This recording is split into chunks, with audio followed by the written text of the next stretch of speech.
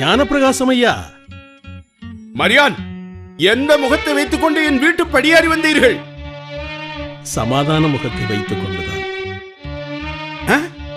உங்களுக்கும் எனக்கும் தான் ஆகாதே. எதற்காக வந்தீர்கள் மரியான்? ஞானப்பிரகாசம், இன்று ஞாயிற்றுக்கிழமை. வாருங்கள், தேவாலயத்திற்கு செல்வோம். கர்த்தரின் பந்தியிலே அமர்வோம்.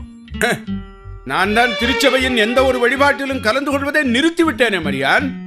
ஞானப்பிரகாசம், சற்றே சிந்தித்து பாருங்கள். என் மீது உங்களுக்கு கோபம். என்னுடன் ஒத்துழைக்க மறுத்துவிட்டீர்கள். ஆனால் உங்களுக்காகவும் எனக்காகவும் சிலுவையில் ரத்தம் சிந்தி நம் பாவங்களிலிருந்து நம்மை மீட்டு ரட்சித்த கர்த்தர் மேல் உங்களுக்கு ஏன் கோபம்?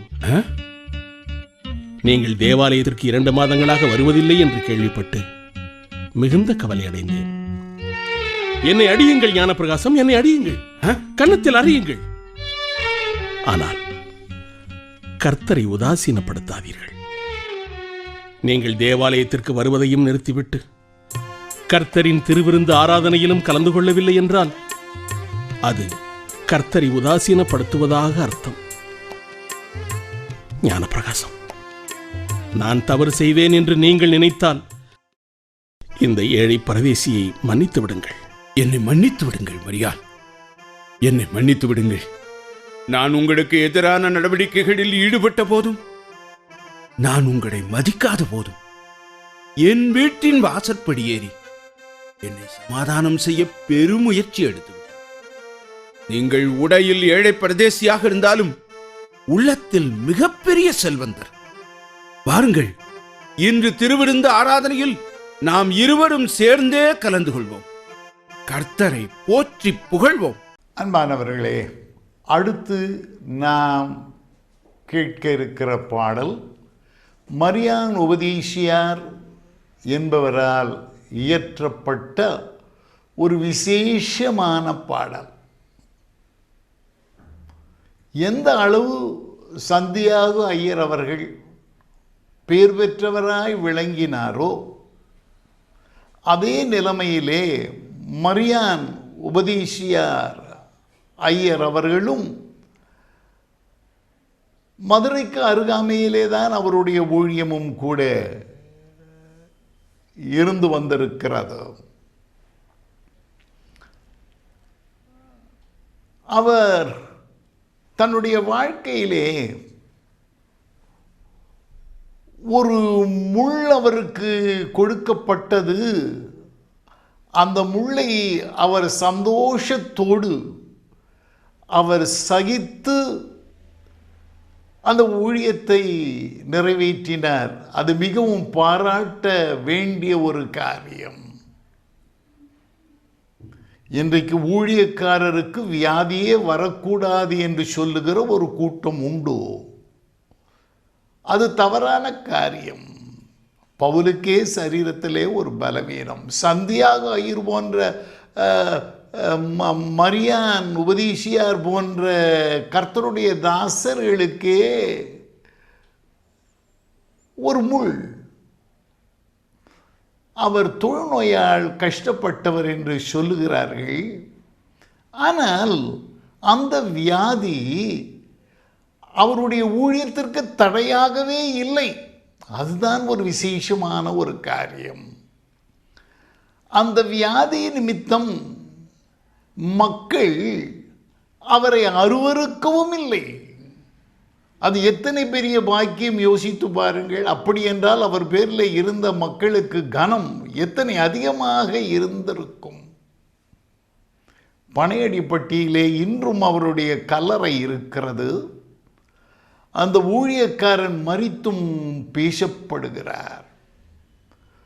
ஒரு சமயம் அவர் ஊழியம் செய்து கொண்டிருந்த சபையிலே அவருக்கும் சபையில் உள்ள ஒரு மூப்பருக்கும் சற்று வாக்குவாதம் வந்துவிட்டதாம். அடுத்த நாள் காலை நற்கருணை ஆராதனையிலே பங்கு பெற வேண்டும். இரவு முழுவதும் மரியான் உபதேசியார் அவர்களுக்கு நித்திரை வரவில்லை. அந்த சகோதரனோடு கூட எனக்கு பிணக்கம் இருக்கிறதே, நான் எப்படி நாளை நான் கர்த்தருடைய பந்தியிலே சேருவேன் என்கிற கலக்கத்தோடு எழுந்து உட்கார்ந்தார். கர்த்தர் ஒரு பாடலை அவருக்கு கொடுத்தார். அந்த பாடலை எழுதினார். எழுதி கொண்டு எப்பொழுது விடியும் என்று இரவெல்லாம் தூங்காமல் காத்து கொண்டிருந்தார்.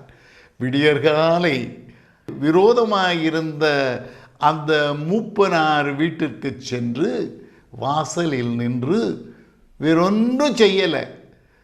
கர்த்தரின் பந்தியில் வா சகோதரா, கர்த்தரின் பந்தியில் வா என்கிற இந்த பாடலை அவர் பாட ஆரம்பித்தார். இந்த பாடலை கேட்ட உடனே பரிசுத்த ஆவியானவர் கிரியை செய்தபடியினால் அந்த சபையின் மூப்பன் மனதிலே தேவன் பேச உடனே அவர் கதவை திறந்து விட்டார். உடனே வீட்டிற்குள் சென்றார். இருவரும் ஒருமனப்பட்டார்கள், பேசினார்கள், ஆலயத்திற்கு அழைத்தார். அவரும் சந்தோஷத்தோடே வந்தார்.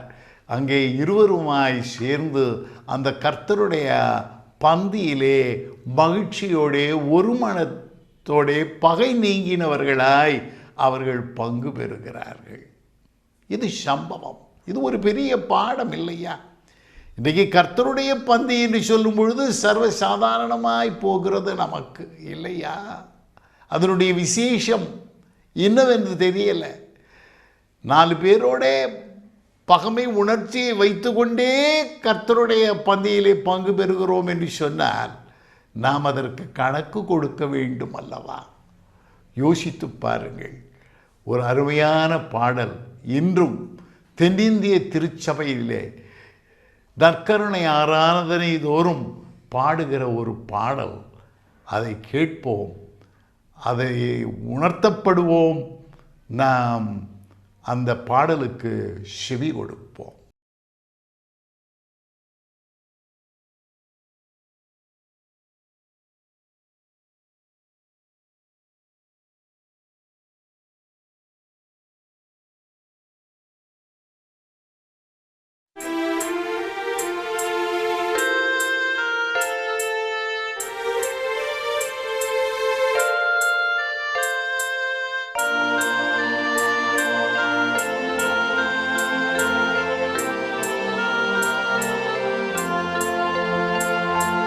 கர்த்தரின் பந்தியில் வா சகோதரா, கர்த்தரின் பந்தியில் வா,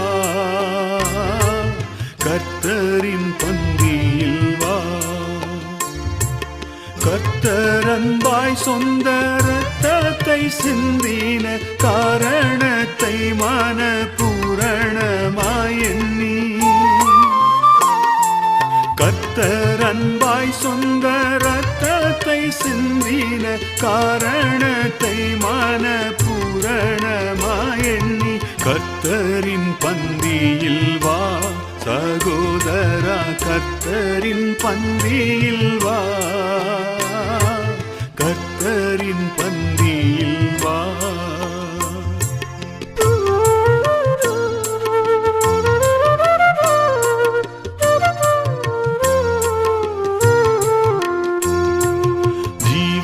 அப்பமல்லோ கிறிஸ்துவின் திருத்தரீரமல்லோ, பாவமனங்கல்லோ உனக்காய் பகிரப்பட்டதல்லோ, தேவகுமாரனின் ஜீவ அப்பத்தை நீ தின்று அவருடன் என்றும் பிழைத்திட, தேவகுமாரனின் ஜீவ அப்பத்தை நீ தின்று அவருடன் என்றும் பிழைத்திட, கர்த்தரின் பந்தியில் வா சகோதரா, கர்த்தரின் பந்தியில் வா, கர்த்தரின் பந்தியில் வா.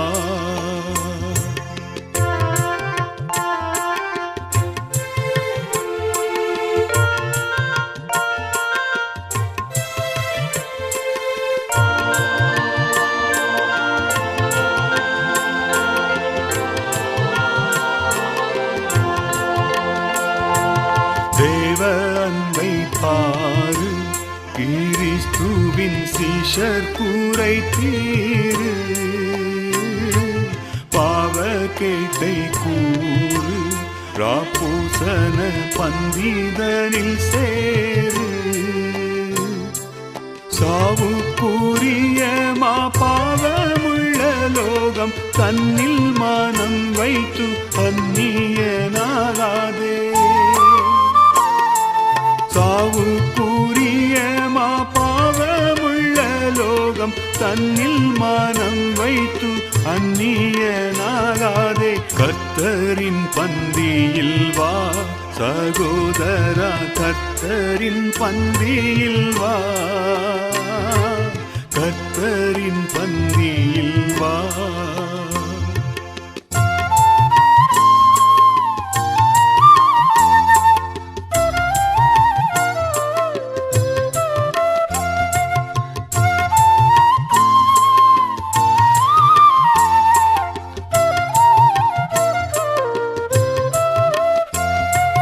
அன்பின் விருந்தாமே, கர்த்தருடன் ஐக்கிய பந்தியாமே. துன்பம் துயர் போமே, இருதயம் சுத்தத்திடனாமே. இன்பம் மிகும் தேவ அன்பின் விருந்துக்கு ஏது தாமதமும் இல்லாதி போதேவா.